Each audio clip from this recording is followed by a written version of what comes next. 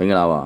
ကျွန်တော်တို့ရဲ့ခန္ဓာကိုယ်မှာကြွက်သားအုပ်စုပေါင်း600ကျော်တောင်ရှိပါတယ်ဒီတော့ဒီကြွက်သားအုပ်စုတွေကိုစွမ်းဆောင်ရင်မြင့်မားတဲ့ကြွက်သားတွေဖြစ်လာအောင်ဘလို့တိဆောက်ရမလဲဘလို့ကြီးထွားအောင်လုပ်ရမလဲဆိုတာနဲ့ပတ်သက်ပြီးရှင်းပြပေးသွားမှာဖြစ်ပါတယ်ကျွန်တော်တို့ရဲ့ကြွက်သားတွေကနေ့စဉ်ဂရုစိုက်မှုကိုလိုအပ်ပါတယ်ဒီတော့ကျွန်တော်တို့ကဒီကြွက်သားတွေကိုဘလောက်ဂရုစိုက်တယ်လဲပုံမှာမူတည်ပြီးတော့မှဆုံးရှုံးသွားမလားကြီးထွားလာမလားကိုဆုံးဖြတ်ပေးတာဖြစ်ပါတယ်ကျွန်တော်တို့အိမ်မှာရှိတဲ့တကားတစ်ချက်ကိုဖွင့်ဖို့စဉ်းစားကြည့်ပါကျွန်တော်တို့ရဲ့အုံနောက်ကကျွန်တော်တို့ရဲ့လက်ကို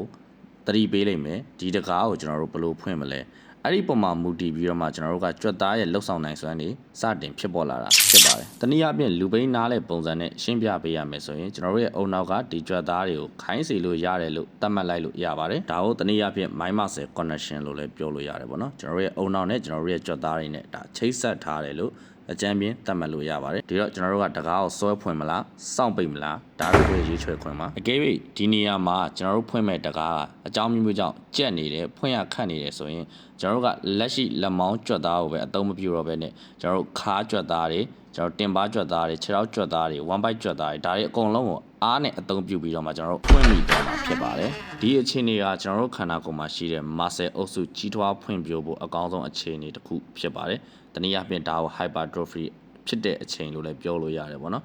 နားလည်အောင်ရှင်းပြမယ်ဆိုကျွန်တော်တို့က strength အနေနဲ့အကုန်လုံးသုံးပြီးတော့မှဒီတကားကိုဆုပ်ဖွင့်လိုက်တဲ့အချိန်မှာကျွန်တော်တို့ရဲ့ muscle တွေ damage ဖြစ်သွားတယ်အဲ့ဒီခါမျိုးမှာကျွန်တော်တို့ကပြန်လဲတိဆောက်မှုအပိုင်းတွေလုပ်ရတယ်ပေါ့နော်ဒီခါမှာကျွန်တော်တို့ protein တွေစားတာမျိုးပဲဖြစ်ဖြစ်တခြားအာဟာရတွေမိဝဲတဲ့ခါမျိုးမှာဖြစ်ဖြစ်ကျွန်တော်တို့ဒီ muscle တွေကိုပြန်ပြီးတော့ပြုပြင်ပေးရတယ်အဲ့ဒီပြုပြင်ပေးတဲ့အချိန်မှာရခင်ကထက်လက်ရှိ muscle fiberမြင် site လေးတွေကပို့ပြီးတော့မှကြီးထွားဖွံ့ဖြိုးသွားတယ်ပေါ့နော်ကျွန်တော်တို့ကဒီလိုပြုပြင်မွမ်းမံပြီးတဲ့အချိန်မှာဆိုရင်ရခင်ကတည်းက muscle fiber site တွေပိုကြီးသွားတာဖြစ်တဲ့အတွက်ကြောင့်မလို့ကျွန်တော် strength ပိုင်းပို့ပြီးတော့တက်လာတယ်ပေါ့နော်ဒီတော့ကျွန်တော်တို့ရဲ့ muscle တွေကိုကျွန်တော်တို့ကတယူတရနဲ့တပတ်စာတပတ်တလစာတလပေါ့နော် progressive overload ဖြစ်အောင်လို့ကျွန်တော်တို့ကစားပေးရတယ်ပို့ပြီးတော့လှုံ့ဆော်ပေးရတယ်ပေါ့နော်ဒါမှသာကျွန်တော်တို့က hypertrophy ဖြစ်ပြီးတော့မှကျွန်တော်တို့ရဲ့ muscle site တွေကပို့ပြီးတော့ကြီးထွားလာမှာဖြစ်ပါတယ်ဒီတော့ကြွက်သားအုပ်စုတွေကသူတို့ကို pressure ပေးရင်ကြီးထွားဖွံ့ဖြိုးတာမှန်ပေမဲ့အမြဲတမ်းလှုံ့ဆော်မှုလုပ်နေတယ်ဆိုရင်တော့ကြီးထွားဖွံ့ဖြိုးမှုကိုအဟန့်အတားဖြစ်ပေါ်စေတယ်ပေါ့နော်ဒါသူတို့အတွက်အနားယူဖို့အချိန်တစ်ခုတော့ပေးရတယ်အနားယူမှာပဲသူတို့ကကြီးထွားဖွံ့ဖြိုးဖို့အတွက်ကိုအဆင်သင့်ဖြစ်မှာပေါ့နော် muscle အုပ်စုတစ်စုကိုတစ်ပတ်ကို2ကြိမ်လှုံ့ဆော်ပေးခြင်းက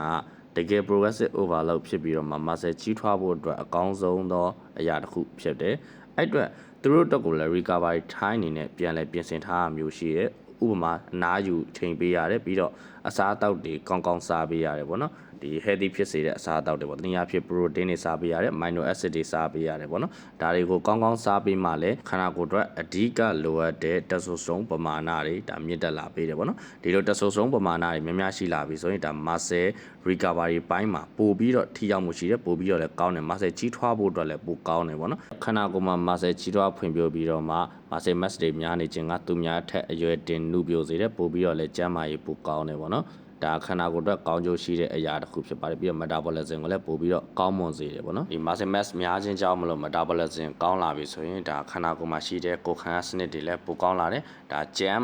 ခိုင်မှုအတွက်ကိုလည်းအများစွာထောက်ပံ့ပေးတယ်ပေါ့နော်โอเคပါဒါဒီနေ့မှာတော့ muscle group တစ်ခုကြီးထွားဖွံ့ဖြိုးဖို့အတွက်ကိုဘယ်လိုမျိုး training တွေလုပ်ရတယ်ဘယ်လိုမျိုးစားတောက်တွေစားရတယ်ဆိုတာနဲ့ပတ်သက်ပြီးတော့မှဒါနားလည်တဲ့ပုံစံနဲ့ရှင်းပြပေးထားတာဖြစ်ပါတယ်ကျွန်တော်ကတော့ fitness trainer နန္ဒဖြစ်ပါတယ်ကျွန်တော်စီမှာ online class ဖွင့်ထားတာမျိုးလည်းရှိပါတယ်လာရောက် join လုပ်လို့ရပါတယ်ကျေးဇူးအများကြီးတင်ပါတယ်ခင်ဗျာ